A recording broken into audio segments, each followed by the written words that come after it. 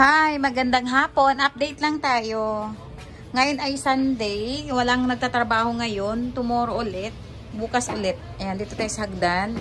Akyat tayo, update tayo sa taas. Kasi, ganito yon. Ayan, magkwento na lang ako. Ayan, ginawa nila tong hagdan. Parang Sabado. Basta Monday. Ayan, nagagawa pa rin sa hagdan ng Monday hanggang Tuesday ng Monday pala hanggang Tuesday ng morning. Tapos nung Tuesday ng tanghali, doon na sa loob ng kwarto kasi nagpagawa ako ng loft doon. Tapos basta maraming space doon. And upload ko na lang yon. Dito tayo sa taas. Kumbaga ginawa yung sa may kwarto namin ng Tuesday, Wednesday, Thursday.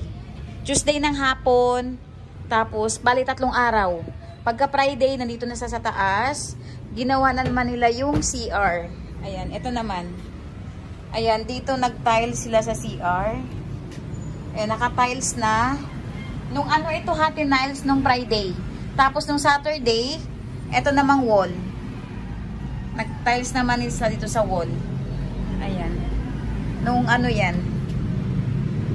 Ayan, kulang na lang ito. Ayan, meron pa dito na part. Tapos ilagay yung yung bowl natin. Tapos yung pinto. Ayan, kunting-kunti na lang matatapos na ito. Tapos ayan, dito banda. Tapos dito, ayan, andun yung bowl na nila. Dito, tapos na yung paglagay ng kesame. Ang kulang na lang dito is yung pinto. Tapos pintura. Tapos dito sa sa sahig. Dito naman sa kabilang kwarto, kabilang kwarto. Update lang tayo ha. Bukas ulit sila. Doon sa CR naman para matapos na. Eto naman anong tawag nito? Nais-is na nila, nalagyan na ng pulley top. Nais-is na itong part na to. Ayan. Yan, pati sa sahig. Ayan, namasilya na. Eto. Tapos yung mga wirings okay na rin. Wirings natin okay na rin. Ayan, ito yung tapos may bintana dito. Ayan yung kanilang breaker. Ayan, yun lang. Ito pa yung mga gagamitin. May natira pa ditong dalawang tiles pa natira dyan. 30 by 60. Tapos yung kanilang ay 30 by 30. Ayan. Ayan, may na rin. Tomorrow ulit. Ayan, thank you so much. Ayan, baba na tayo.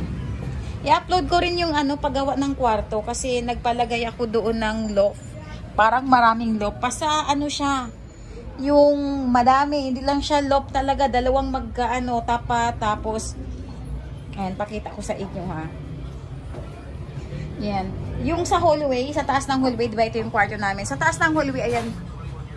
And ginawa ko din siyang ganito kasi para mapakinabangan natin yung space. Ayan, pati yung dito sa ayan, ibabaw ng hagdan. Ito yung hagdan.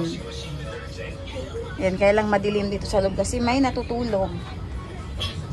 Ayan, thank you so much for watching. Thank you so much. Dito tayo sa loob. Thank you so much.